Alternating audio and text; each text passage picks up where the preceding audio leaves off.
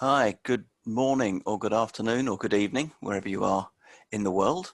Thank you all for coming to this latest in the webinar series from the Francis Crick Institute and the Memorial Sloan Kettering Cancer Centre, so a multinational, not multinational, an international webinar.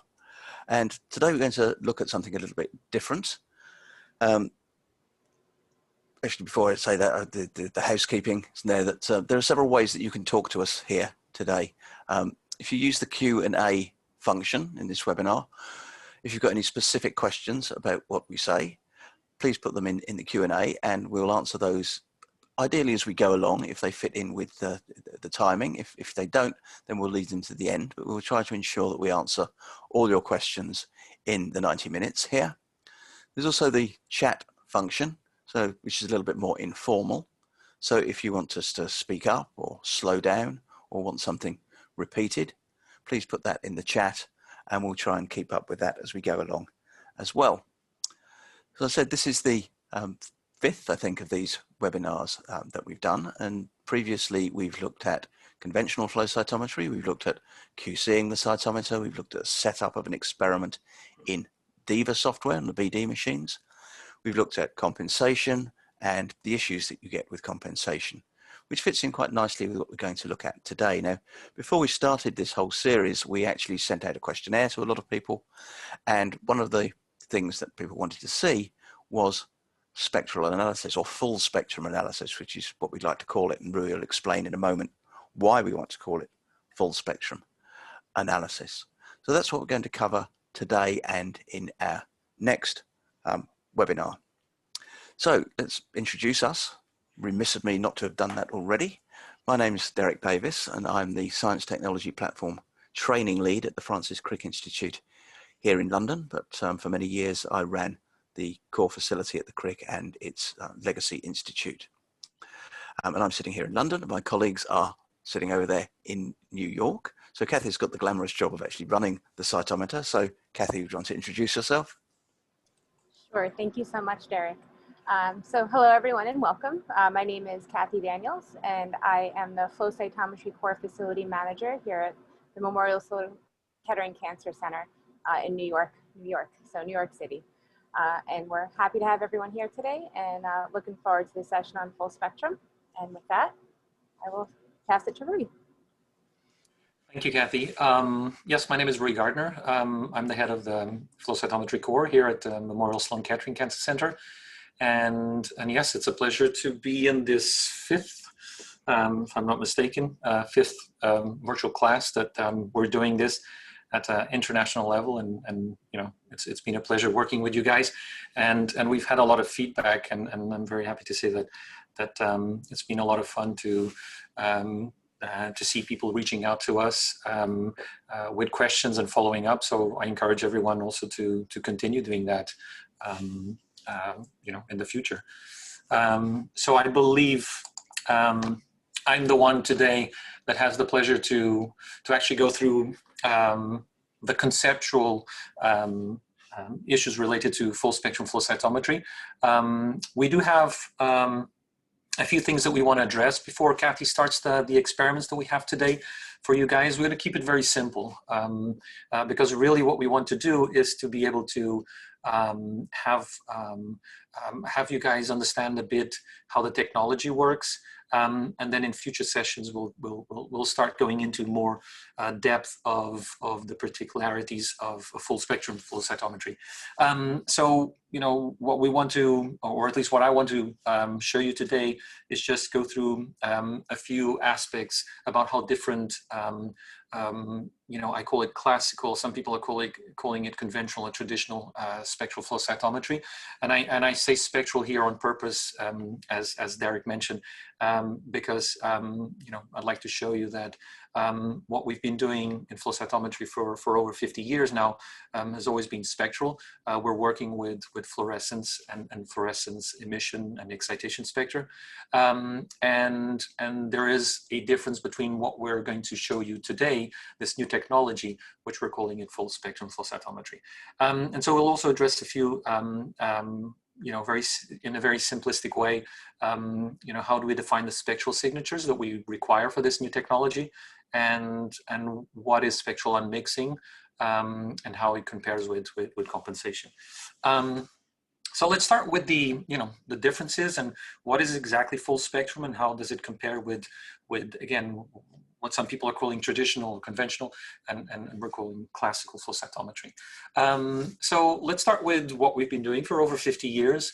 So this technology basically is looking at the spectra of fluorochromes, but we're looking just at the small window of those fluorochromes, right? So that's why we call them colors, because we're just capturing a part of that emission spectrum, which will be defined by a certain color, green, yellow, red, for different fluorochromes. And then what we do with classical flow cytometry is that we assign each fluorochrome to a specific channel, right? There's a one-to-one assignment between the fluorochrome and the channel. But again, this is spectral in the sense that we are looking at the emission spectra of the fluorochromes. Now, the difference with full spectrum flow cytometry is that we're no longer looking just at the small window of that fluorochrome. We're actually looking at the whole spectrum, so the full spectrum of that of each fluorochrome. So I let this on purpose. Let me just put can I? I'm looking for laser pointer. Yeah, there we are. Laser pointer. And so, you know, I did this on purpose where we, you know, I left the 3 channels that we had previously that I was showing in the previous slide. But now we're dividing the whole range of wavelengths with different channels, right? So now we're no longer assigning one fluorochrome to one specific channel, but we're actually assigning, we're actually measuring each fluorochrome in all of the channels that we have available, right? So we're basically trying to read the full spectrum of each fluorochrome. And the big advantage of this is that now we can start looking at things like, for instance, GFP and FITC together, where we wouldn't be able to do with conventional or classical flow cytometry. Because if you look at the channel that we would be using in classical flow cytometry, there's no way to distinguish between these 2 fluorochromes. They would just, it would read a certain amount of signal in these channels. And regardless if we would use just this one or just this one, or either one of them, you can see that all of them essentially have a bit of FITC and GFP going into them. So we wouldn't be able to distinguish between these 2. Since we're looking at all of the information of all of these channels together, you can see that these 2 spectra are slightly shifted, and that's enough information for this kind of technology to be able to pull them apart and distinguish between these 2. Again, looking at the fact that we have the channels that we have already in classical flow cytometry, and we're adding more channels, so we're adding more information, we can say that full spectrum flow cytometry will perform at least as good as a classical flow cytometer, but in certain cases it can actually even perform better, and we can actually do things that we wouldn't be able to do with classical flow cytometry, right? And, you know, although we do use flow cytometry, and as scientists there are many ways to believe in data, but obviously seeing is also more interesting than anything else. I'm showing here this example with classical imaging, fluorescent imaging, where in this case they have histone that's fused with GFP, and they've labeled actin filaments with FITC, and of course with the classical imaging, fluorescence imaging, you wouldn't be able to distinguish what is what, right? With hyperspectral imaging, after you unmix, you can see perfectly well what are the actin filaments that are here in red, and the GFP histone that's showing in green. So I think it's a perfect example of things that we can do with full spectrum cytometry that we wouldn't be able to do with classical cytometry. So in this virtual class that we have here, we're going to be focused on one instrument, but I want to just make sure that everyone understands that there are several instruments, full spectrum instruments out there. Sony was the pioneered with the first commercial full spectrum instruments, and the latest instrument is actually a sorter. So this is probably the first sorter that is capable, will be capable to do full spectrum sorting. If you happen to buy one, right? But today we're going to focus on the Cytek Aurora, and we're going to be using a 5-laser Cytek Aurora, which is their latest analyzer that they have available. And Kathy will be running this instrument and showing you how full spectrum works. So she'll be showing you how to set up the experiment and analyze. So before we go into that, let me just briefly explain how these spectral signatures come about, so that you understand how this instrument is really distinguished between full spectrum and classical flow cytometry. So the basic optics of a Cytek Aurora is that we have 5 lasers separated physically.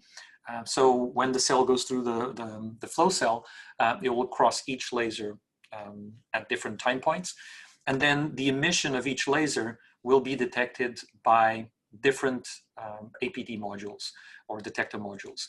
And these detector modules will basically break the light into different ranges. So it will be those channels that you were seeing before in the previous slides. And so for each laser, we will have, depending on the laser or the module, we'll have different numbers of channels. So for instance, for the UV, we have up to 16 channels in the 5-laser Cytek Aurora. For the violet, we have 16 channels, the blue 14, the yellow green 10, and the red 8 channels. So in reality, we will have 5 different signatures. And when we combine these signatures, we have a unique signature for each fluorochrome. And this is nice because, maybe with one laser, this would be enough to distinguish between several fluorochromes, but by having 5 lasers and having information of all these lasers put together, we can go further and distinguish fluorochromes that would be excited by, would emit in the same range or have similar emission peaks, but are excited by different lasers. And so they would have a unique signature. And this is just an example of 3 fluorochromes so that you can kind of get the idea of how these signatures would look like for different fluorochromes. In this case, PUV 395, PE, and APC, all excited by different lasers, but you see that PE, for instance, still has some signature with the UV and with the violet. So there are parts of these signature that can actually be used to distinguish between other fluorochromes that would also emit in the same range. So a quite interesting way of making this technology more powerful. And again, coming back to the advantages of full spectrum flow cytometry, if you start looking at these signatures, as long as there are certain channels, and sometimes even you just need one channel where you can distinguish between that you have a different, let's say, pattern or signature, then the instrument may be able to distinguish between those 2 fluorochromes. So in this case, we have something like APC and Alexifluor 647, which in the classical flow cytometer, it would be impossible to distinguish. And here, you can see that there are at least 3 parts of the signature that are distinguishable. And that is enough to allow the instrument to be able to distinguish between both. And you can have things labeled with Alexa 647 and an APC. The same thing with BV421 or Super Bright 436, and so on and so forth. So an interesting way of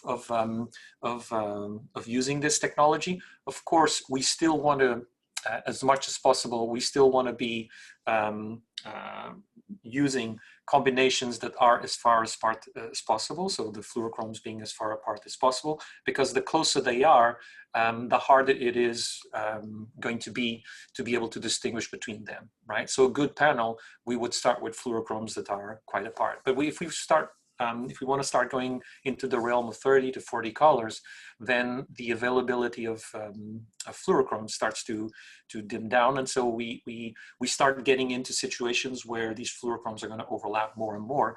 And so having these capabilities really enables us to really analyze panels that are highly multiparametric. And so this was just a very brief explanation of how full spectrum compares with classical flow cytometry. And so without further ado, I'm going to pass it to Kathy, where she's going to be running an experiment, setting up an experiment using VeriCell leukocytes from BioLegend. And we have a 5 fluorochrome panel, and I stress fluorochrome because we should no longer refer to these as colors, because we're not looking at colors anymore. With full spectrum, we're looking at the full range of colors. And so we're actually looking at a 5 fluorochrome panel. Again, a simple experiment, but I'm sure it will be enough to show conceptually how this works. And we'll be using the 5-laser Aurora with Spectroflo software. So Kathy, go ahead. All right, thank you so much, Rui. So I'll go ahead and share my screen. I'm going to share the full screen here.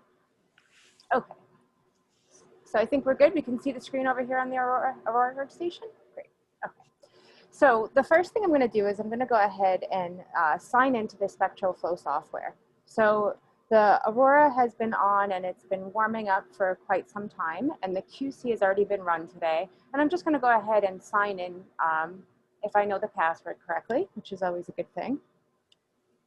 Caps lock is key. Okay, so I'm signing into the account on Spectroflo, and what you see here is when you first sign in, we have the different modes that you can go into, right? So you have the QC and setup, acquisition, extra tools, and all of this might not always be available, but because we're signing into the admin account, we might see a little bit more than what's available to normal users, okay, or day-to-day users.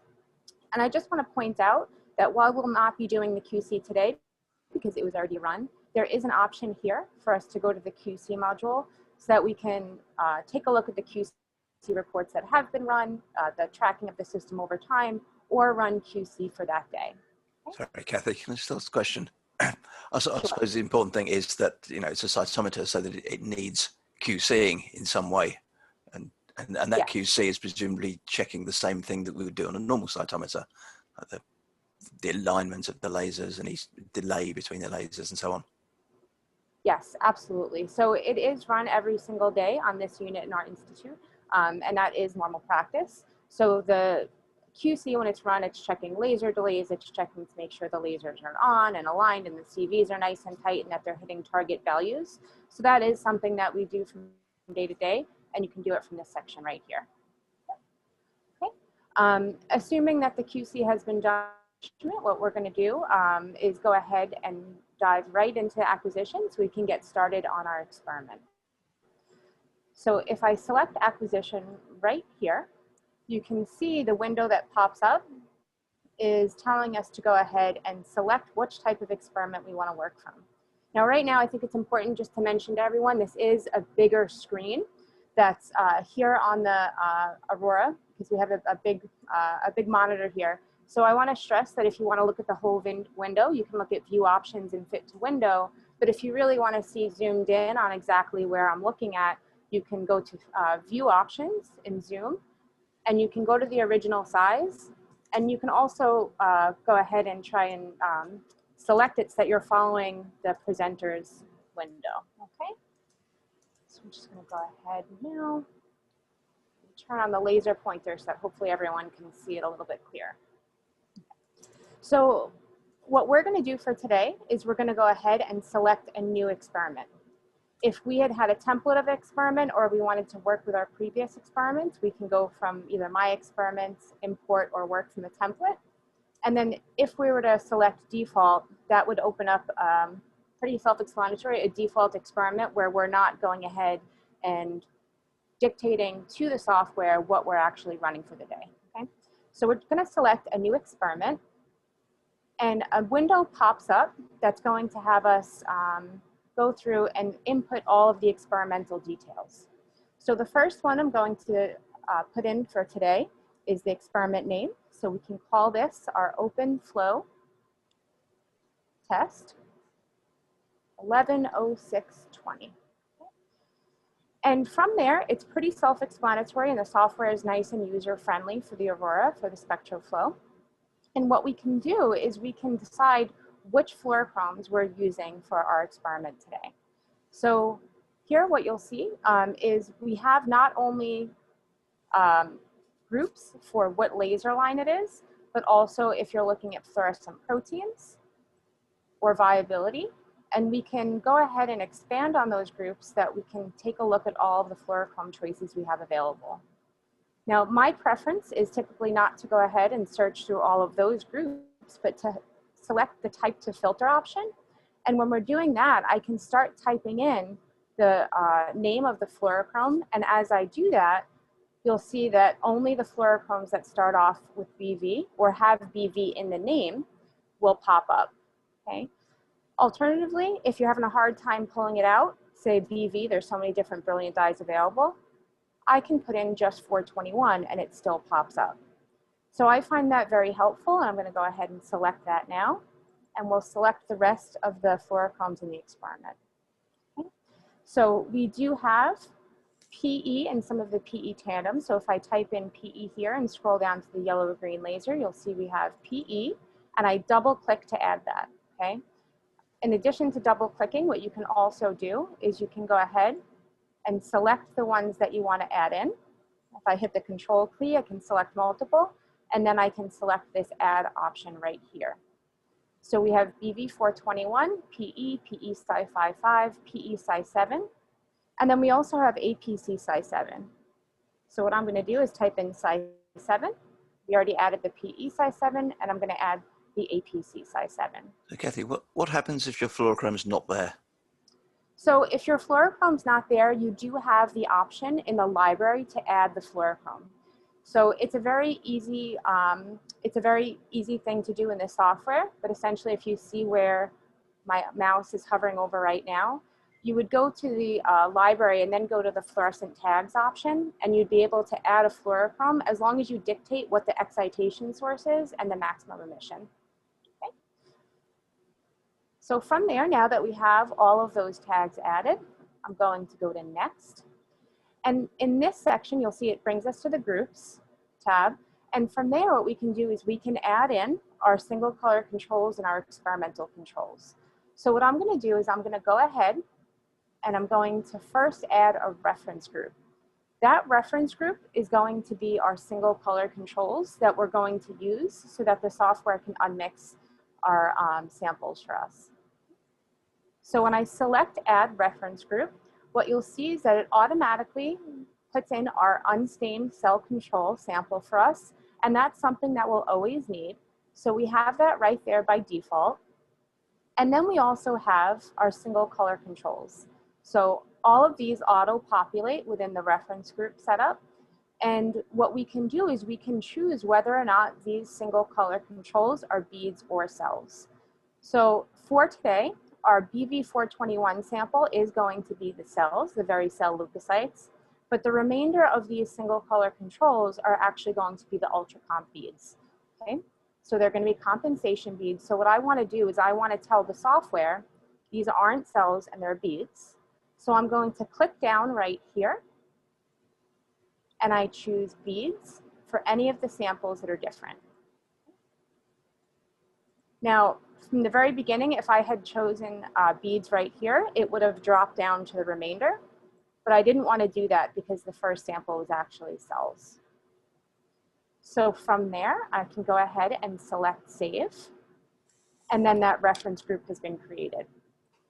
If I made any mistake, there's no problem. We can always go back, and all you have to do is select this little pencil, the eraser that says reference group on it. And when you hover over, you'll notice it says that you can modify the reference group. And when I click on that, we can make any changes that we need. Okay. I don't need to make any changes right now, so I'm going to hit cancel. And then from there, what I'm going to do is I'm going to add the group or a separate group that's outside of the reference group so that we can also run later our experimental sample. So I'll just call this full stain. And you can also note that within here, I can double click and rename the tube. This is something that you can do at this point, or you can always do it later on within the experiment itself. And I just hit enter to save. And then from there, I'm gonna hit next and go to the next step, okay? The next step for us is going to be to put in the marker names. And in order for us to do this, all we have to do is double click at the very top, which highlights the whole experiment. And I highlighted BV421 in the first box under that. And this is going to be our CD4 cells. So what you'll notice, I can type in CD4 and hit enter. And once I do that, it carries through not to the reference group, but to the experimental group that I've named. That it's actually a sample group, okay? Now, I could have added in labels under the reference group in the previous step. I don't find that to be necessary personally, and I think it's adding extra steps, so that's why I didn't do it for today. But if you'd wanted those marker names to be there for the reference group, you could have also done that in the previous step. So another thing, sorry, I was going to say, Kathy, there's a couple of questions I thought might be a good time to do that, because one of them is referring back to the QC. Mm-hmm. And what sort of QC is run daily? I mean, we said why we're doing it and what we're measuring, but is it what sort of bead is it? Is it proprietary bead? Can you run any sort of bead on there? So we run their beads, their Spectroflo beads from Cytek that we run, and it goes ahead and it checks the laser delays, it checks the CVs, and it checks target MFIs from day to day, and it updates the gain settings for the APDs to make sure they're meeting target values from day to day. And what it also does, and we're going to come to this a little bit later, is it updates the experimental settings, the instrument settings from day to day for users to account for those small changes from day to day, okay? So that's why it's important. They are single peak beads that are run that are excited and emit off of all of the laser lines. And I see that Rui joined in, so he might have a comment on the QC as well. But right before he comes in with his comment, I just want to mention that that's not to say that you can't run your own QC on the instrument as well. So if you wanted to run another set of multi-peak beads, that's absolutely available to you to run as a separate experiment. But the Cytek beads are the method that we use currently. And I'll pass it to Rui. Yes, no, everything, that was absolutely correct. So I have nothing to say about that. Okay. Okay. No, I was going to answer the next question because this I think is actually pertinent. But actually, I'll let you try it first, Kathy. So the question is it better to use cells or beads as reference controls? Isn't cell autofluorescence an important factor? And so, like, what if the marker is unknown in your cells and they are highly autofluorescent, like tumor extracted cells or macrophages? That's a great question, and it's pretty loaded, and I can probably sit here and talk to you for an hour about that question. So a couple of things. One thing that I would recommend to every user at the start of an experiment, I know it's a little bit more work, but it's the first time you're running your experiment, I would suggest bringing both beads and cells, right? When possible, to bring those cells. So if it's not something where you have a very precious sample and you know, you don't have much, it's a very low expressing marker, maybe that case you would have no choice but to do beads or a different cell type. So I would suggest bringing beads and bringing cells so that you can troubleshoot and see if the beads work perfectly fine for your experiment, in which case I would advocate for it. If you'd like to use cells, what I would suggest to do is make sure that you have enough so that you have a nice, robust, positive population. If you do have highly autofluorescent cells, the nice thing about the Aurora is that there is a tool in here to carry out an autofluorescence extraction so that it can minimize the impact of that autofluorescence. Now, those are all things that you're going to want to troubleshoot individual to your experiment. So as I say these things, it doesn't mean it's necessarily going to work for all. But I would say beads work, cells work, but it's not 100% of the time for each. Right. Yeah. I just want to add something there. There is some confusion many times about the autofluorescence for the reference controls and the autofluorescence for the unmixing. And I'll talk a little bit about that when we talk about unmixing, but it's important to understand that, you know, regardless of cells or beads, what you want to extract is the pure signature. And so for that, you have to make sure, just like in compensation, that the autofluorescence of the beads is the same for the negative and positive, or if you're using cells, that the autofluorescence of the negative and positive populations is also the same. So it doesn't have to be the same. You don't have to use the same cells for reference controls that you're using for the sample, just like in classical flow cytometry. And also you can use beads. Again, as long as the autofluorescence of the positive and negative population are the same, it should be fine. The autofluorescence that will require for the autofluorescence extraction is the actual signature of the autofluorescence of the cells that we're going to be analyzing. So that's a different thing altogether. And I'll try to address that a little bit when we talk about unmixing. There are two other questions that maybe we can address now. At least this one, where somebody's asking, do you need to use Cytek beads for compensation as well, or any beads are good enough? So I believe that the beads that you were talking about, Kathy, were the QC beads and not compensation beads. I don't even know if Cytek has compensation beads. Not to my knowledge. I think there might be some Cytek people on the line that can correct me if I'm wrong, but no. Right. So I'm using the ultra comp beads for compensation, and the Spectroflo from Cytek are strictly for QC. QC, Yeah. exactly. And then somebody else was asking, I didn't read this, how are users supposed to cope with temporal decay of tandem dyes on antibodies? Would a control be suggested to be run from time to time to check that? So this is the same thing, right? Full spectrum or classical flow cytometry is the same. You have to take the same care with the tandem dyes. Yeah. You want to make sure you protect them from light exposure. You want to make sure you keep them at 4C. And keep in mind also that a lot of the dyes that you're working with might be tandems and you might not be recognizing it. So a lot of the brilliants are tandems that are working on, the polymer dyes are tandems, and you have bases like BV421 and I believe BV510, and a lot of the other BVs or, you know, BUVs and all these other dyes are tandems. Same for super brights and all of that.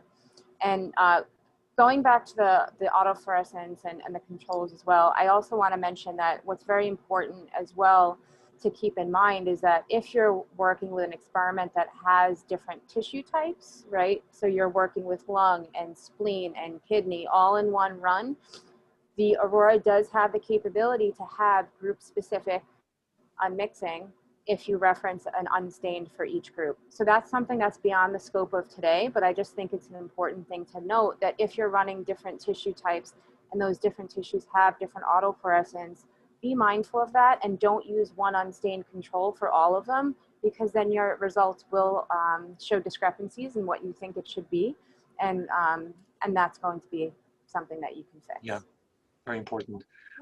Okay, so before we go on, I'd like actually to emphasize here a comment from Patricia Guevara. She actually said a few things here that I think is important for everyone to understand. She says she has a 5-laser Aurora and encounters an issue where the fluorescence of her marker was higher on her cells than it was in the comp beads. So she has a mix of both cells and beads as reference controls, and it's a bit what you were suggesting initially, right? To start with beads and cells, and then try to see which are the best controls. And she says autofluorescence was not an issue. Of course, if with your compensation or unmixing controls, as long as the autofluorescence is the same with the positive and negative population, shouldn't be a problem. And then she says another thing I encountered was that it is important to use comp beads that are compatible with violet and UV laser if working on a 5-laser system. Again, this is exactly the same with a classical flow cytometer, and I think it's important to emphasize that. Yeah. Thank you. No, those are very important things, and I'll add one more to that actually. So all the traditional rules still come into play, and it's also very important, and I think a lot of people don't realize this, that if you're using cellular single color controls, say you're looking at a fixable live dead dye, or you're just looking at a traditional CD marker conjugated to a fluorochrome, if you've overstained those samples and your negative is shifting up, it's no longer autofluorescence, it's low level background. So you want to be very cautious that when you're using cells as single color controls, it's perfectly fine to do, but make sure whether it's a viability dye or a CD marker or whatever it is, that it's titrated so that you don't see that shift up in the negative, because then it's no longer autofluorescence. Okay. Yep. Okay. So I think we're good to move along, right? Yep. The next thing I just wanted to mention before I finish, I didn't want to finish labeling all these markers as we were speaking, because I wanted to just bring up the point that there also are a lot of labels predefined in the software. So for example, our PE is CD16 or CD16 alphabet, but if I wanted to bring any one of these in, I can just drag it in as opposed to having to type it in. So you do have multiple options there. I'm fine with just typing them in for today, so I'm going to do that. But there are a library of labels that are already in there. That's a nice resource. Okay. You can see I'm looking back to my laptop so I can remember which fluorochromes are conjugated to which markers. Now that we have that in, I'm going to go ahead and select next. And this keyword tab is something that can be beneficial for people if they want to associate specific keywords to their FCS files. Again, it's beyond the scope of today. It's a little bit more specialized. You'd have to make sure that you have some keywords in the library to proceed with that, but it's not something we need for today. So we're going to go ahead and select next. And once you come to this acquisition tab right here, there's a lot that you're looking at, right? So I'm going to expand this out a little bit so we can see the full breadth of what's going on in this window. And what you see is we have the experiment, then we have the specific groups and the specific samples, right? And the worksheet is just like you might be familiar with in some other softwares. The worksheet is what shows you your plots. It's what shows you all of your gates and your gating strategy and whatnot, and so forth, all of that information. Now, by default, it shows the default raw worksheet, and that's a worksheet that's already been set up, and it will always be on your instrument, and it's not going to show you BV421, PE, it's not going to show you those fluorochrome names. It's going to show you all of those detectors that Ruby was mentioning earlier, so UV1, 2, 3, so on and so forth.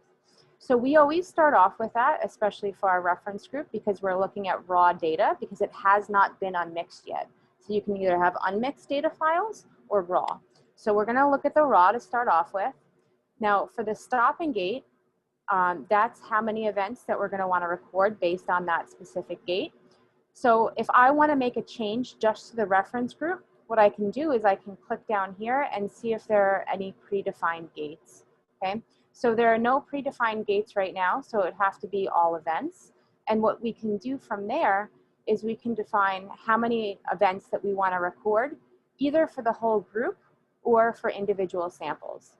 So for example, if I wanted to record 10,000 events for all of my reference group samples, if I select 10,000 right here and hit enter, what you'll see is that every single sample within the reference group is now going to record 10,000 events. I prefer to record a little bit more for cells.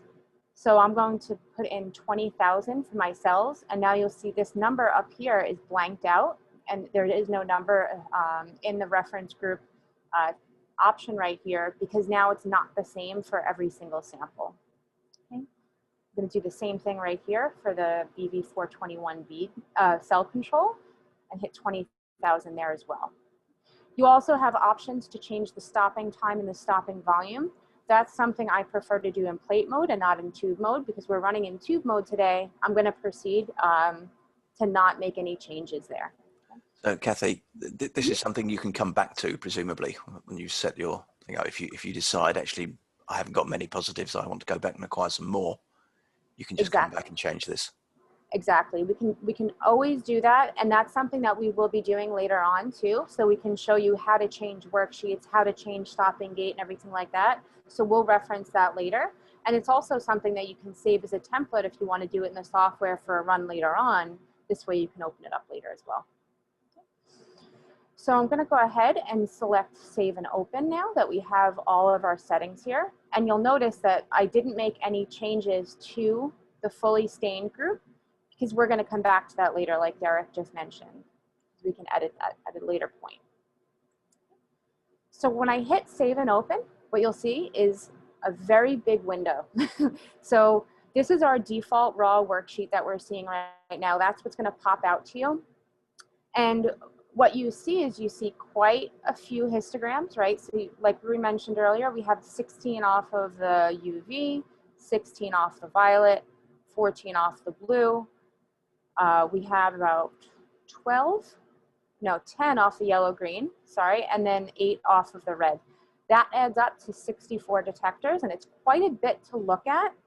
So what I want you to really look at here in this worksheet that automatically populates is this spectrum plot right here, right? So this is actually all of these detectors on the x-axis and intensity on the y. So what I like kind of using as a descriptor for this is it's like looking at all 64 of those histograms kind of on their side so that we can have a visual of what that full spectrum signature looks like for all of our samples all in one plot. And it's really, really beneficial, okay?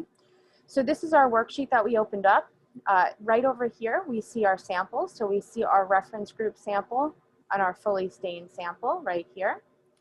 And again, I want to stress that if you're having a hard time seeing anything here because the screen is smaller, you can always do 100% view, and you could select follow my mouse. This way you can see exactly what I'm looking at. Here you have the acquisition control, which is going to allow us to start our sample, to record our sample, carry out sit flushes, change our flow rates, and see how fast we're running and our abort counts, all of that. Okay. It also lets us see how many events are going to be, or it allows us to control how many events we're seeing on our plots as well. So I'm going to preemptively change that to about 10,000 so that we can see 10,000 events on our plots.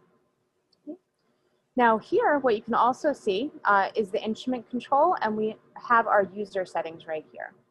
So the user settings are going to be the gain settings, the making sure that we have height, area, and width enabled for our forward and side scatter, all of that. All of these user settings are going to be in this window, and I'm going to walk you through them. But what I want you to remember is that the Cytek assay setting is set up by Cytek, and it's there when your instrument's installed, so everyone should have this option. And these were set up to be optimized for lymphocytes, right? So they're set up to preserve the spectral signature for a variety of fluorochromes, and also to optimize to get the best separation. So ideally, all that we have to do when we put our sample on is we need to make sure our cells by scatter are on scale, and we also need to make sure for our fully stained sample that our signal is not off scale, so that it's not so bright that it's beyond the range of the detectors and that it's off scale. So it makes it nice and easy for us to not have to go ahead and make changes to 64 detectors, okay? Now, if something is off scale, I am going to walk you through what you'd have to do in that scenario, because there are options for you. So there are the different tabs. We have the gain tab, which shows us all the different gains for forward scatter, and side scatter -B. You might be wondering what side scatter -B means. It simply means that that's off the blue laser, okay? So we have side scatter, which is by default off of the violet on this instrument, but we also have kept the side scatter blue, or Cytek has kept the side scatter off the blue, so that we have those options to pick from, okay? Now, we also see here that there are different options for gain changes off of each of these laser tabs, okay? I'm going to talk about this in a little bit more detail, but not too much later on, but what I never want anyone to do is to make changes to individual gains off of one detector, off of a laser line. That's not something that we ever want to do, but rather Cytek has enabled an option in order for us to make changes to the whole detector array as a whole. Okay? So from gain, we also have thresholds, so we can control the threshold for the instruments, and we've discussed this in the past, but that's the minimum signal that has to be met for us to see an event. Then we also have our signal tab. And here, the only thing that we're ever going to change, or that I'm ever going to change, is to add width to forward scatter and our side scatter options to give us another parameter to be able to gate out aggregates, okay? All right. And then we're not going to focus on this laser tab today. It's something that's, you know, likely not going to need to be needing a change for today. So we're going to leave that as is. And that's something that if you have a flow core facility, reach out to them so they can give you some guidance on whether or not area scaling needs to be adjusted. But that's the only option in there that you might need to be working with. Okay. So that being said, we went through some of the main points of the software. And you can see in the worksheet, we do have different options for zooming in and out, adding different plots, histograms, right? We have a spectral plot, which is right here, and you have different gating options, okay? Also, we have the options, you know, for statistics, population hierarchy, annotation, so on and so forth. But what I'm going to do now is the very exciting part of starting to look at some cells. So we have a tube of unstained varicell leukocytes that I'm going to throw on because the first thing I want to do is to make sure I can adjust my forward and side scatter. What you'll probably notice if you're working with an Aurora for the first time is that when you put your sample on for the first time and when you're putting your cells on for the first time, if I hit start right here, what's likely going to happen is I'm not going to see something that looks like cells. So let's see what it looks like as we're going along and as the cells start running through on the instrument. Okay, so what I see is I have an event rate of about 700 events per second. And when I look at my forward scatter and side scatter plot, what I see is not much. I see some stuff down here. It's not typically what my cells look like. Let me put it back to the laser pointer. And what I want to do is I want to set a gate now and say, where are my cells? So I'm going to select this rectangular gate, and I see a line of stuff on the far end of the forward scatter. So when I go ahead and create that gate, what I see now is I have 14% that's off scale. So to me, that's a little bit too high. So let me go ahead and decrease this forward scatter. And I will say that the Cytek assay settings are made for beads, and there's spectral flow beads, and typically that default forward scatter is going to be needing to be decreased quite a bit. So let me go ahead and try 100, and if I hit enter and then restart, what you'll see is I now have more of my events on scale, and we're seeing more of a population that looks like cells, and I do need to keep decreasing that forward scatter a bit. So I'm going to go ahead, not change it to 3, but change it to 30, hit restart. That was a little bit of a drastic change, but when I made that change, what I now see is the profile that's somewhat typical of leukocytes that we would get from PBMCs. And now you will also see in that P1 gate, we have about 70%. So I'm just going to optimize this a little bit. I'd like to bring it up maybe to about 50. Okay, so now we have our scatter profile that I expect. And what you do notice is that we still see a good amount down here in the way of some debris, because these lyophilized cells can have a lot of debris. And we also might have a little bit of noise pulling out as well. And what I want to do is I want to adjust my threshold so that I'm not recording these events, because I know I don't need them. Be careful whenever you adjust the threshold that you're not setting it so high that you're excluding events of interest, especially if you're doing a killing assay, an apoptosis assay, anything like that, because we all know as you adjust your settings there, as cells go through apoptosis, you can see a shift in scatter, and we don't want to cut those out. So like I mentioned before, from instrument control, we can come down to the threshold option. And if right now it's set at 50,000, so if I look at this plot, each small tick here is 200,000, and our main tick is 1 million. So I know this first tick, which is where a majority of my non-wanted events are, or unwanted events are, it's between 0 and 200,000. So I'm going to change this to 200,000, hit enter, and then I'm just going to restart. And what we no longer see anymore is the unwanted background, whether it's debris or noise or anything like that. Now, when I take a look at this P1 gate, what you see is we now have about 85%. Okay, Now our forward scatter and our side scatter is all set. I'm going to select stop. I'm not recording anything just yet. And what I also should have mentioned to you is what you'll see is there's this solid green arrow. So the sample I was just running on without recording was the unstained cells, okay? If I ever want to change which sample I'm going to be running, I select on that sample when there's an arrow that's generated. And once we see the solid green arrow appear on that sample, that means that's the active sample that we're going to run. Now, what we want to do from this point, we checked our unstained cells, everything's on scale. Now I want to make sure that with my fully stained sample, the signal is on scale and it's not beyond the range of the detectors.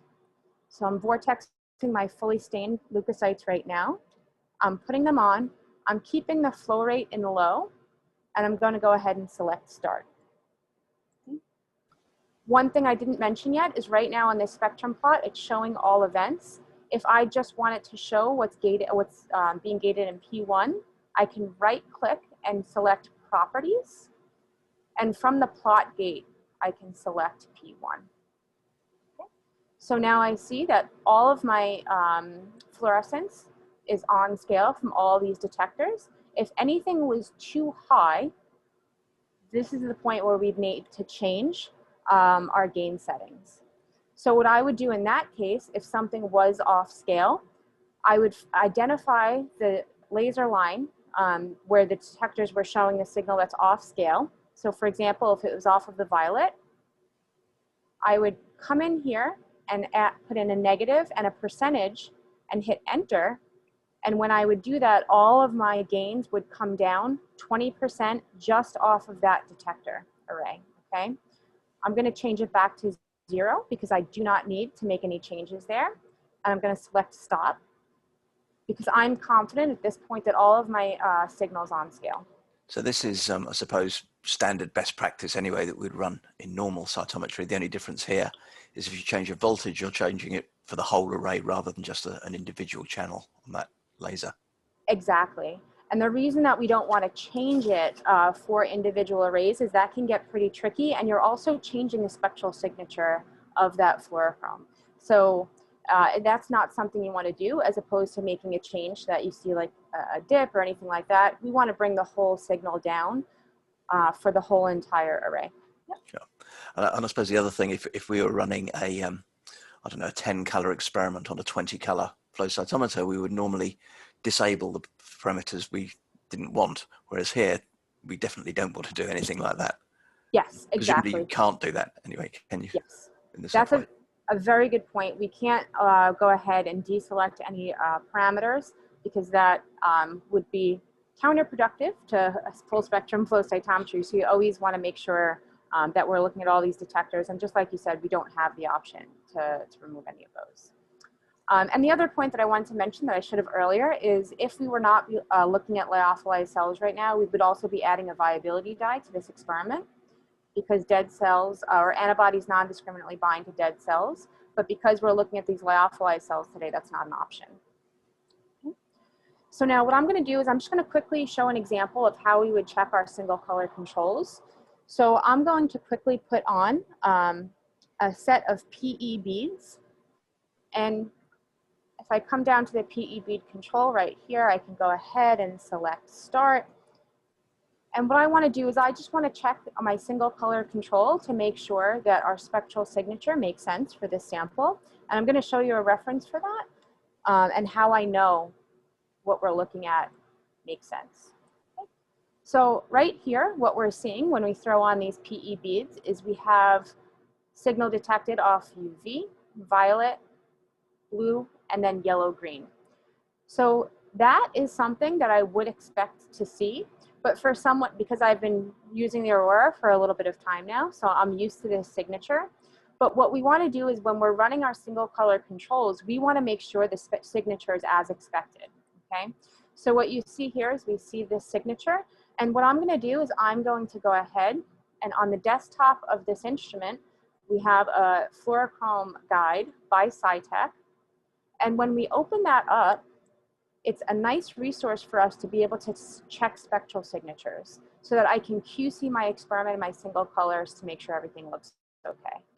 So I'm going to hit Control F here, and I'm going to select PE. And what you'll see is that there are a lot of options here for PE, because a lot of the verbiage that's used in this guide has PE in it. But what I can do is I can scroll down and I can see that it's all tabbed by, or organized by laser line. And if I look at the blue laser and then the yellow-green laser, what you see is we're starting to see some of the PE tandems. And now right here, if you're looking, we see PE. And now even for me, my eyes are getting a little bit older, so it's a little bit hard for me to even see on this computer. So I do recommend looking at it at 100% at this point, so that you can visualize this. But what you see here is the full spectral signature of PE, and this is a textbook example of what it should look like. Now in the software, I just want to double check to make sure our single color does look like that, and it does make sense. So we have our brightest signal off of yellow, green 1, and we have the 4 peaks. And when I come here, we have the 4 peaks and the brightest is off the yellow, green 1. So what I'm going to do at this point is I'm going to go through and I'm going to check each of our single color controls to make sure everything looks okay. And I'm going to record our unstain and our BV421, PE, so on and so forth. And I'm going to go ahead and record all of these. Now that I know that this one looks okay, what I'm going to do is I'm going to hit start there, and I'm going to go ahead and record. And then at that point, what I'll be able to do, so that you guys don't have to sit here and watch me running samples and recording, is I'm going to pass it along to Rui, so he can keep you guys a little bit more engaged at this point. Yes, yes, I'll do that. I just want to call the attention to the fact that if you look at the reference controls above it, there's a button that says Unmix, that now it's grayed out, right? And once all of them, so only when all of the reference controls are recorded, you'll be able to access the unmixing button, and we'll be able to do the unmixing. And that's what I'm going to talk about now. So I'll share my screen. There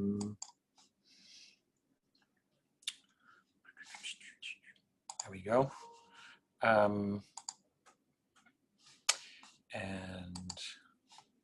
And I can talk to you a little bit about how the spectral unmixing work, what it is, and how does it compare with compensation, and how does the workflow really compare to classical flow cytometry. So hello. Okay, there we go. So what is exactly spectral unmixing? I think one of the first things to mention is that spectral unmixing or spectral compensation is actually a particular case of spectral unmixing. So remember, in classical flow cytometry, we're assigning each fluorochrome to one channel.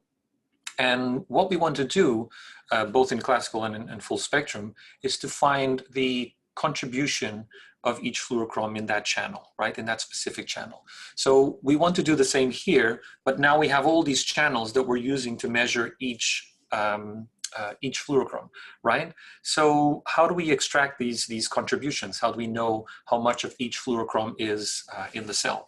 So imagine a cell goes by, and what we're going to see is in each channel, we're going to see a certain amount of signal, which is going to basically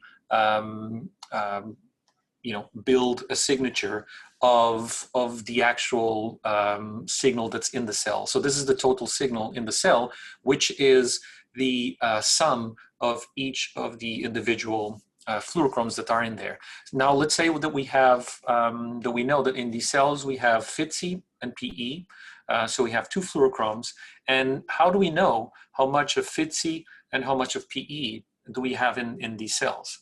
Okay, so the first thing we have to do is provide the instrument with, or the software in this case, with the individual signatures, right? With the unique signatures of each fluorochrome. So in this case, we would, and this is what Kathy is recording now, is the unique signatures of the fluorochromes, right? So in this case, we have FITC and PE, so we would provide this. Now, don't forget that the sum of this this total signal will be the contribution of the fluorochromes that you have in there. But also, there's one thing missing, which is the contribution of autofluorescence, right? So we need to provide the software also the signature of the autofluorescence of the cells that we're measuring.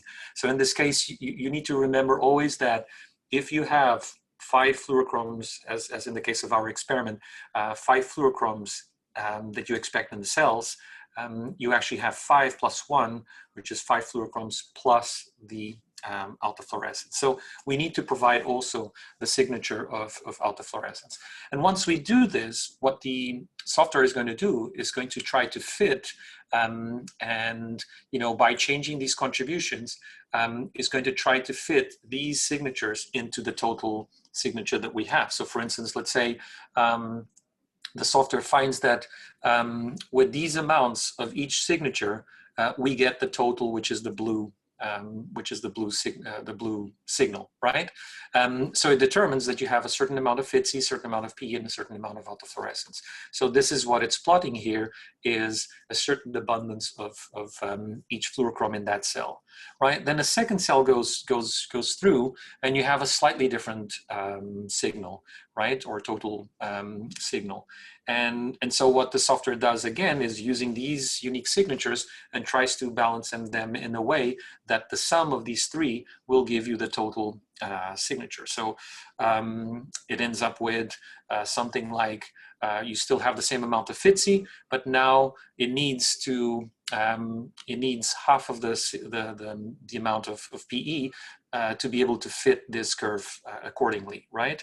So what it does is then it displays in the plot the same amount of FITC, but half of the amount of PE, right? And so we'll do this for every cell that goes through, and it can actually do live unmixing, or you can do this offline, just like you would do with spectral compensation, which would be, you would record everything, the single stain controls in the instrument, and then you go to your own desk with your own laptop and run everything. So it's possible here to do the same, as long as you have a software that can do unmixing, right? Now, not to bore you too much with the mathematical details, but I think this is a nice way of understanding a little bit of how unmixing works. It's not magic. It's actually been, these kind of mathematical strategies have been applied to many other fields, including imaging, for many, many years, since the late 60s, early 70s. So there's a lot of work done on that, and it's only more recently that's been applied to flow cytometry. But the math behind it is actually quite known. And so, in a very simplistic way, we would have our, mixed spectra, which was that blue line that we were seeing in the previous slide. And then what we want to try to find is the abundances. So the contribution of each fluorochrome, right, for that total mixed spectra, right? And so if we, we'll try to find this vector of A1, A2, A3 in such a way that this amount of the first fluorochrome multiplied by the reference spectrum, and that's why we're calling it reference controls, or unmixing controls, you can call them whatever you want, but these would be the reference signatures.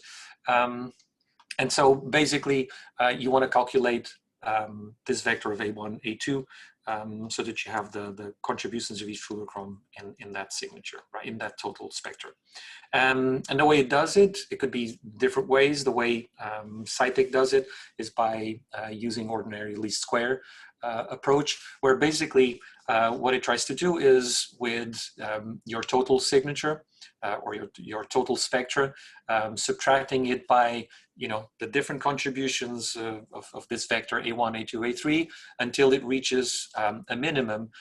Ideally it would reach 0. So it tries to find that minimum, and once it finds that minimum, it determines this is the best solution that matches. So these abundances or these fluorochrome amounts match by summing them, they match the total spectra, right? So again, in a very simplistic way, this is what it's doing, and it can do it in real time. Now, in terms of comparing compensation versus unmixing, as I mentioned, compensation is doing exactly the same, but it's a particular case of unmixing because it's a more simple system, right? Where you have an n by n square matrix because again, you're assigning one fluorochrome per channel.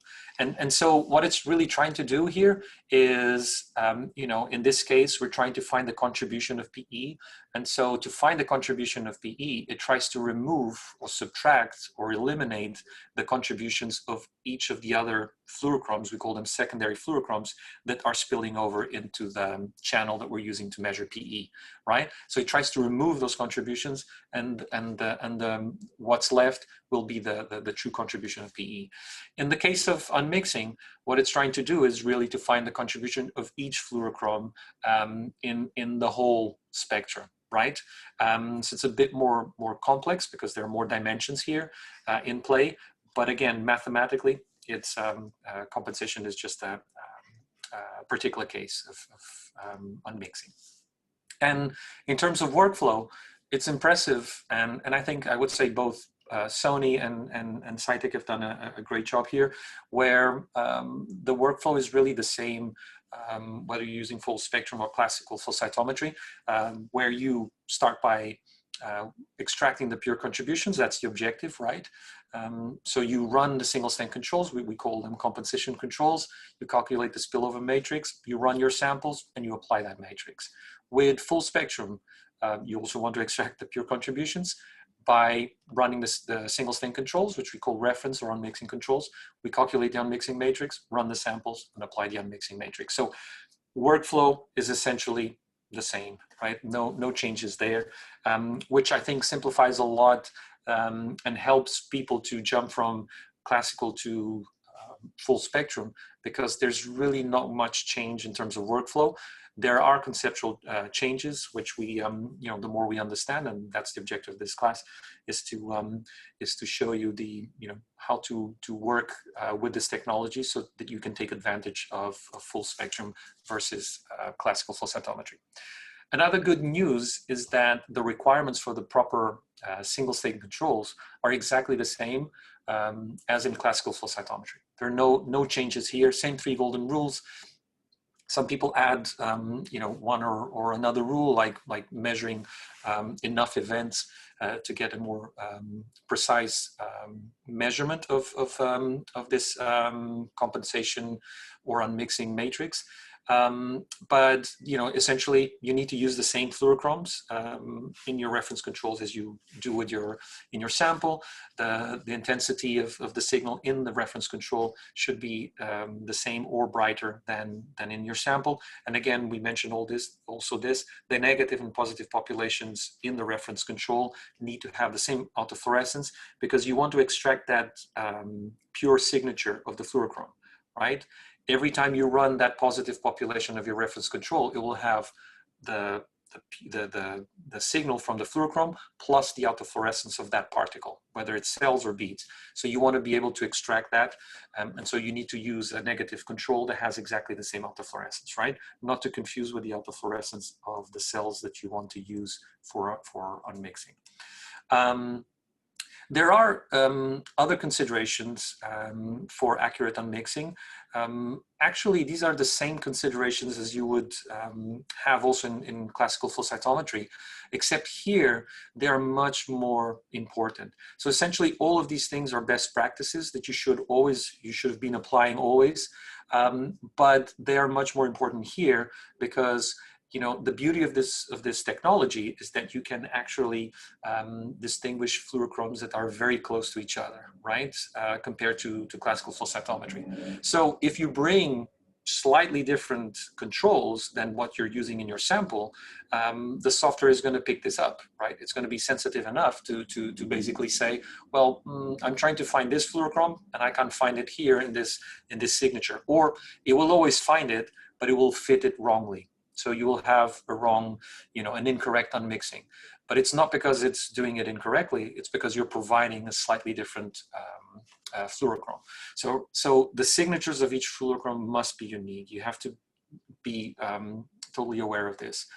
It's not a limitation of this technology, it's the advantage of this technology, right? That you need to do things properly to get better results. And signal in all channels must be on scale, just like in classical flow cytometry. Here with unmixing, it's exactly the same thing. The other thing is sometimes in classical flow cytometry, you can get away with, for instance, some people will have a cell line that has a fluorescent protein, let's say GFP, and then they're not concerned with the GFP. They're actually looking at two markers that have two fluorochromes in the orange and red range. And so they're not worried about the green range. Remember, here with unmixing, we're looking at the full spectrum. So all of these channels will have contribution of these two fluorochromes plus GFP. So we need to tell the software that, oh, we also have the GFP in it, so I'm going to provide you the signature of GFP also so that you can unmix correctly. Like I mentioned before, it's not that it's not going to be able to unmix. It's going to unmix. It's going to do that ordinary least square fitting, but it's going to fit it wrongly, right? Because it doesn't have all the information that is present in the cell. So be aware of that. Again, you can kind of get away sometimes if you really know what you're doing with classical flow cytometry. Here, you can't get away, and it's a good thing. And of course, unmixing controls must include the autofluorescence signatures, as we mentioned. And this is slightly different from the reference controls. Here we need to provide that extra fluorochrome that's also present in the cell, and I would say extra fluorochrome, which is the autofluorescence. So in the case of an heterogeneous sample, it is important to distinguish between, let's say, if you have monocytes or macrophages versus lymphocytes. They have different autofluorescences and probably different autofluorescence signatures, so you want to take that into account. Some softwares don't allow you to do this properly. I know, I'm not very familiar, but I know that Sony has gotten around this, and it is able to look at samples that have heterogeneous populations with different autofluorescence signatures and take that into account. Okay, and what would it look like if it's wrongly unmixed? The same as with compensation, you would see these kind of things, you know, an underestimation or an overestimation of the unmixing. So again, very similar to our classical flow cytometry that we've been using for many years. Okay, so basically this is what Kathy is doing now, and hopefully everything is done, and she can start showing how to do the magic. There's a couple of questions that come in which are probably best here because they're more related to the sort of setup of the cytometer. And that one thing is, can you create a library of reference controls yourself? And do you run your single color controls every time? Is it going to be the same considerations as traditional flow where we worry about tandem lots, for example? Absolutely. Exactly the same considerations.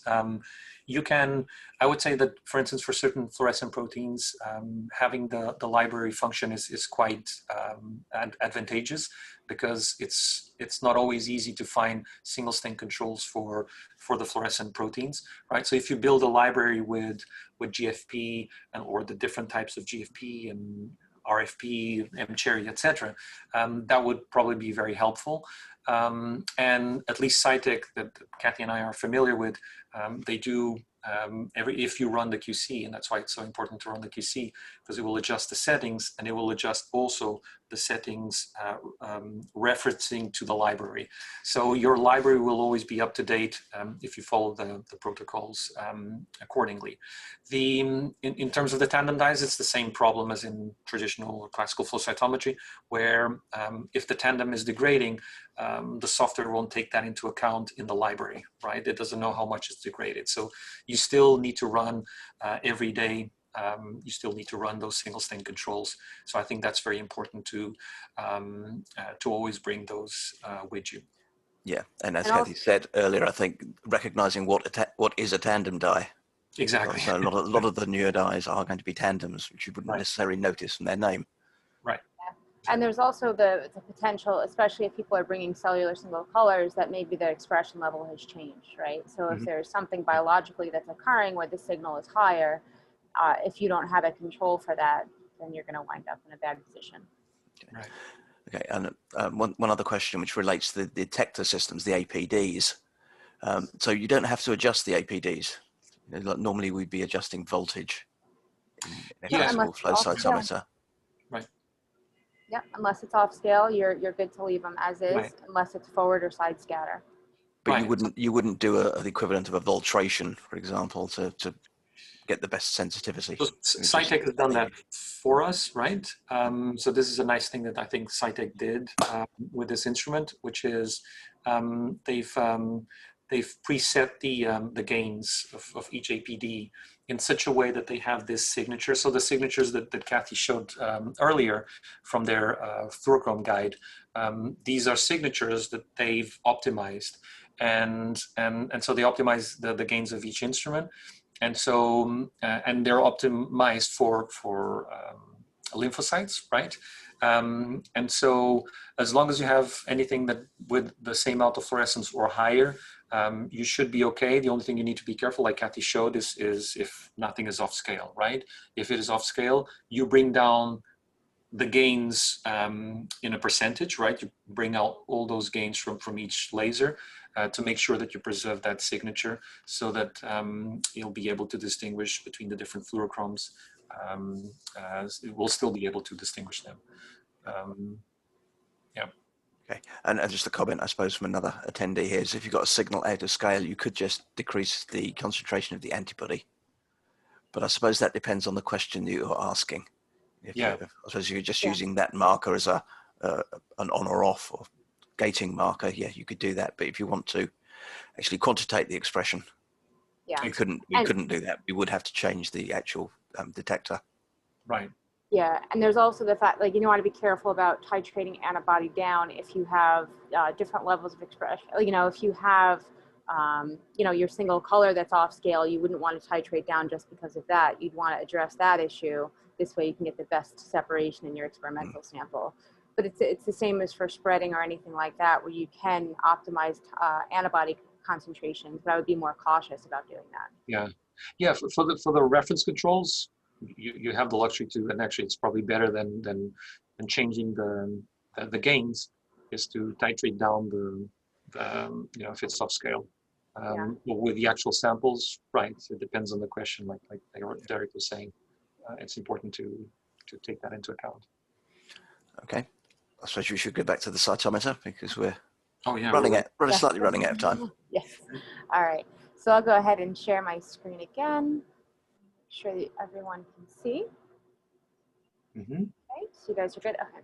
So as you can see in the software, right? So you'll see that I also have this fluorochrome guide set up because I just wanted to show one thing briefly before we did the unmixing, right? So what I wanted to show everybody is that when we're looking here where I'm hovering the mouse, this is my APC size 7 single color control.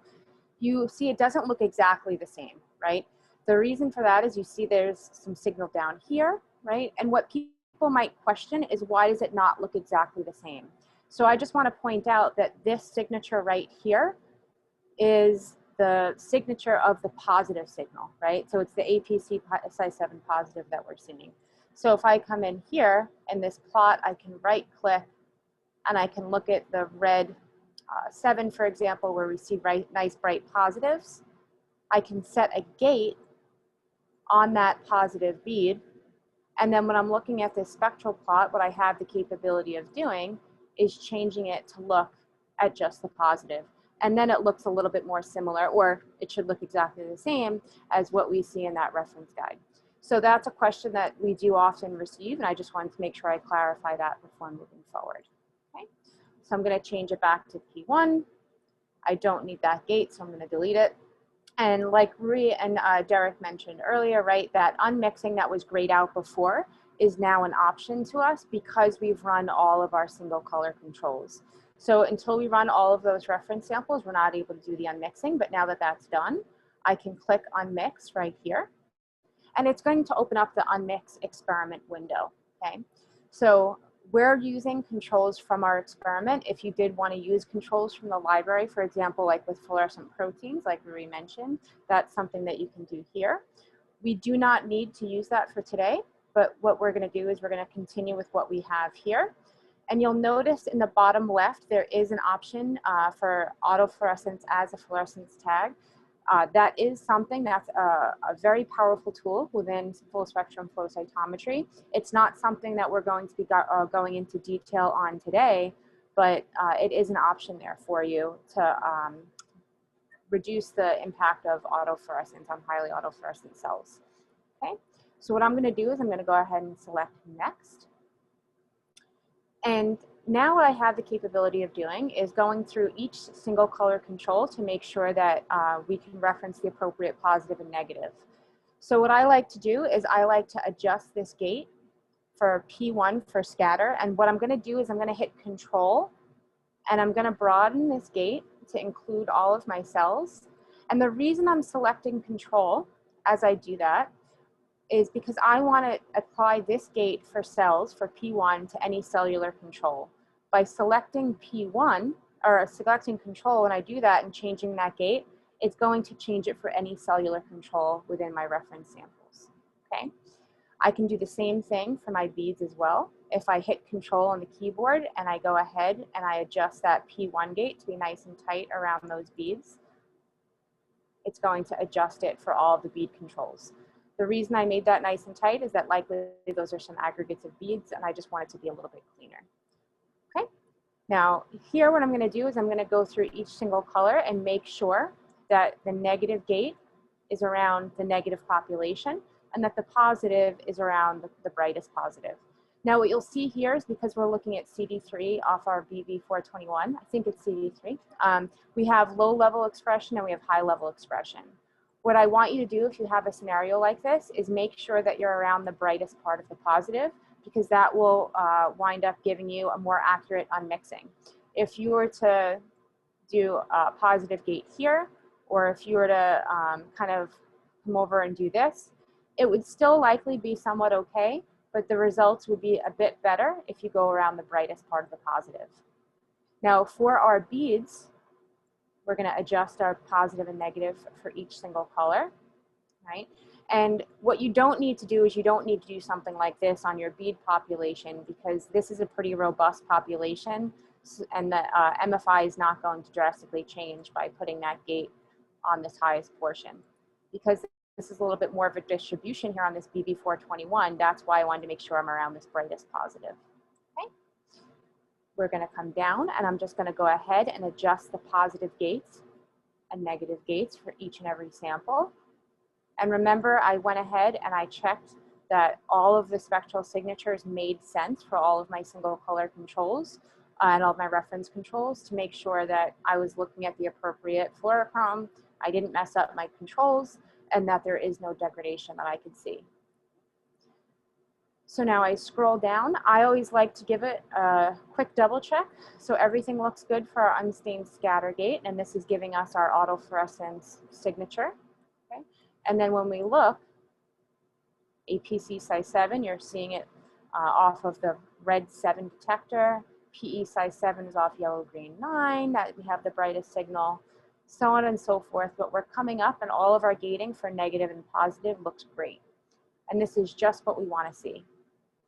So at this point, what we're ready to do is we're ready to go ahead and carry out our unmixing. So what I'm going to do is I'm going to select either live unmixing or unmix and save and open. There are two options for you. So what would wind up happening if I hit unmix, save, and open is it would unmix any file that I've already recorded and open it up in a new experiment. Remember that I still have not run my fully stained sample, so I don't want to do this yet. And that's a question that we often received, we often receive. I did the unmixing and now I can't run my samples.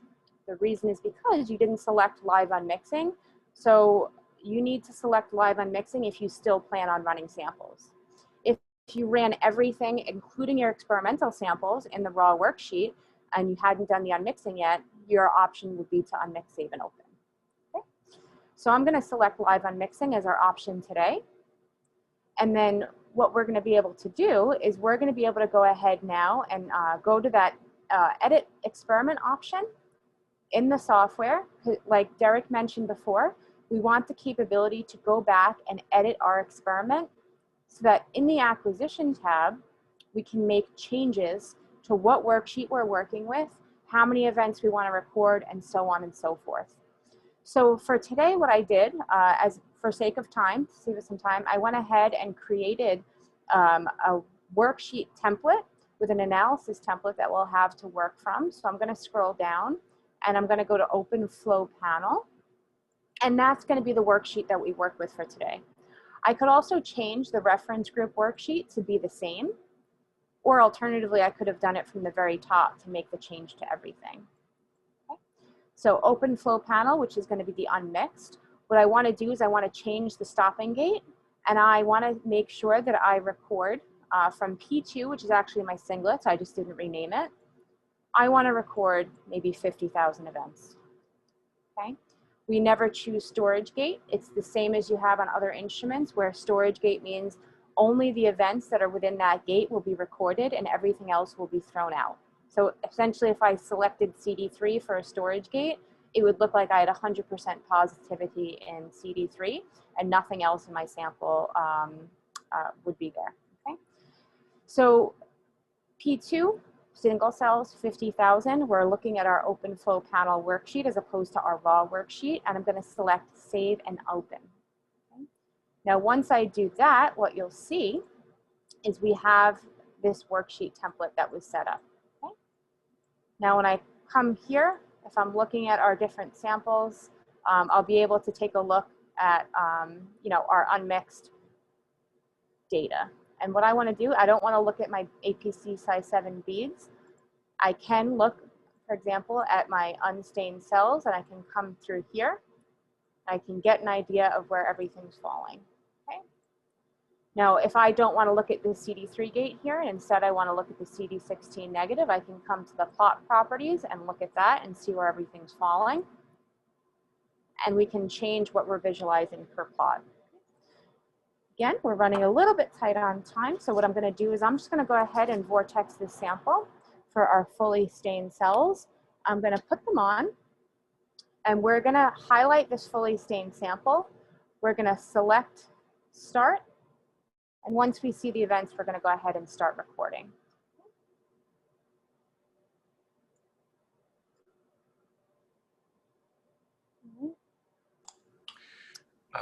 So Kathy, we have a couple of questions here, yes. But as you, so I'll let you finish this, and then we'll answer these at the end, since we're running yes. a little bit late. I just want to let people know that we'll answer these right after you finish. Yes, we absolutely will. And what I want to point out as we're running right now, what you see here on this CD3 positive plot where we have our CD4 gated versus our CD8, you see the data is kind of far against the axis. And what we can do is, as opposed to looking at our data in a manual scaling, we can look at auto scaling. And once I change to auto scaling, you'll see it's a little bit different than if we look at manual. So manual, things are a little bit further to the edge. And by auto, we're able to discriminate those populations a little bit better, right? And then I can set my gates and adjust my gates that were around the appropriate populations. Okay. So this, in a nutshell, is how we'd be able to see our unmixed data. And what you see here is also, once we have our unmixed data, you see the little spectrum overlays. It might be very hard to see on this window here, but that is indicative of unmixed. And once we, if we had been looking at this in the raw worksheet, this is how our data would look, right? So we'd see data like this. We wouldn't be able to interpret what's positive, what's negative, what markers are showing. But if we look at our OpenFlow panel, which is our unmixed panel, if I right click, we're only looking at the unmixed data, which is showing us our fluorochrome marker combinations. So I essentially did go ahead and set up this gating strategy in advance, but if I'd wanted to do that, I could just click on any set of plots, create a gate from any of these options, double click, right click here to make any changes that I needed to make, right? And then go ahead and make gates from there in a gating strategy. So that, what questions popped through that we could answer, I think, now that the software is open? Okay, well, these were more about the, the unmixing process, how it works. So Alessandra was asking, well, let's say if we have 4-color panel, but on a detector, 2 dyes already sum up to the max. If the other 2 or just one of them overlaps in the same detector, how does the software unmix? Because on conventional cytometry, that is preempted at the level of dye selection and corresponded to the filters and avoid similar situations. So I guess the question here is, how does unmixing, how is it able to distinguish things? I would say that, if you think of conventional flow cytometry or classical flow cytometry, the same situation will occur in full spectrum. If you have a full overlap of all of the channels, then obviously the unmixing can't figure out how much of that fluorochrome, of those two fluorochromes, contribute. It will still give you a solution, but it will be wrong, right? Most likely. So, in full spectrum, the worst case scenario, you're in the same scenario as the conventional flow cytometry. The good thing with full spectrum is that even if some of those channels overlap, as long as you have at least one of those channels where it doesn't overlap, or it has different signals for different channels, you'll be able to pull them apart. So this is kind of the advantage of this technology is that whatever you can distinguish in conventional, you can with full spectrum, but you can actually go a bit beyond. And then there's another question which goes a little bit further into details of unmixing. Somebody is asking, how do we know that spectral unmixing is counting fluors correctly? Is it possible or likely that multiple least square minimum could be found for vastly different fluor count solutions? Well, in theory, it could. I'm not, very, knowledgeable or in-depth about the mathematical strategies that each software is using.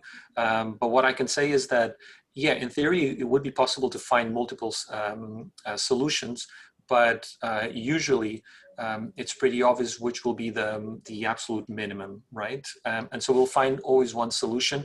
And actually, if you try unmixing several times the same data, it will find always the same solution. If you if you're concerned about whether it's finding it correctly or not, well, that's the whole thing. You want to try to use fluorochromes that are as far apart as possible, right? The closer they are, the more difficult it will be for the software to give you what would be the right solution. Yeah. I suppose just because you can do it doesn't mean you have to do it. Exactly. And I should quote here Mario Roeder that said wrote in one of the emails to the Purdue list where basically people were talking about the hype of full spectrum flow cytometry, and that you could, for instance, look at GFP and FITSI, and his question was, why would you do that? Why would you choose FITSI if you have GFP? That's true, absolutely true. Although there are some circumstances where that may not be very easy or even possible, given the constraints that people have in their fluorochromes, etc. But as you start getting to multi-parametric analysis, it also starts being very difficult to find completely different fluorochromes, right? So they're going to overlap quite considerably. I think not everybody deals with human or mouse blood panels, do they? So exactly. There are some restraints. Exactly. So, and this is great that it's possible, right? Okay. And we have another question about gating strategy and the use of FMOs. So I presume they're the same as we would have in conventional microscopy, flow cytometry, right? Because the single color controls are there for either unmixing or compensation, but the FMOs are there to give you the biological answer. Right. And it is important to note that there is still spread that you will see. And you want to make sure that you account for that and still use the same principles behind, panel design that you would traditionally use to make sure that you're taking into account all of that, taking into account the spread, not only for panel design, but also for the analysis itself to make sure you're setting the gates correctly. Yeah. One thing to remember is that once it's unmixed, it does live unmixing, so you can continue running your samples and everything is already unmixed. So it's just like classical flow cytometry. So you would apply exactly the same strategies. So there's nothing really different about this in terms of workflow. Yeah. And sorry, Derek. Sorry, I was just going to say that there was another comment in the Q&A, which I'm not sure everybody can see. So I've just typed in copied in a link to a YouTube site from David Novo, who discusses the maths, should you want to see that. So grab that from the chat. That's a very good webinar. Yes. Thank you, Laura.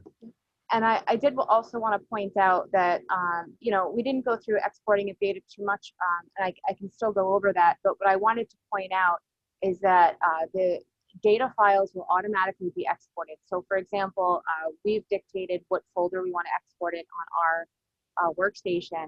And if we go to today, 11/6, and under the account, what you'll see is when we open up those folders, all of the data is going to be exported in raw and unmixed. So you'll be able to bring in your unmixed data to analyze like you traditionally would, where you know, would see the little grid for compensated data. So it's similar in that aspect where you have your unmixed, and it unmixes the full stain and the reference.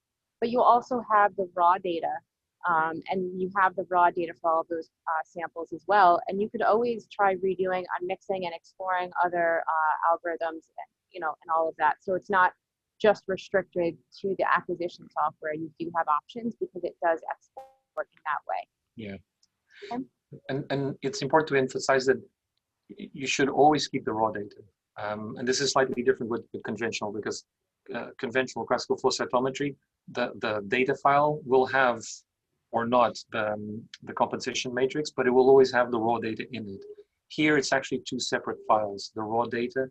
And if you want to analyze things in a conventional way like this, right, with the parameter names, etc., you need a unmixed file. So you want to always keep the raw file in case you need to unmix it later with other software, with better algorithms, things like that.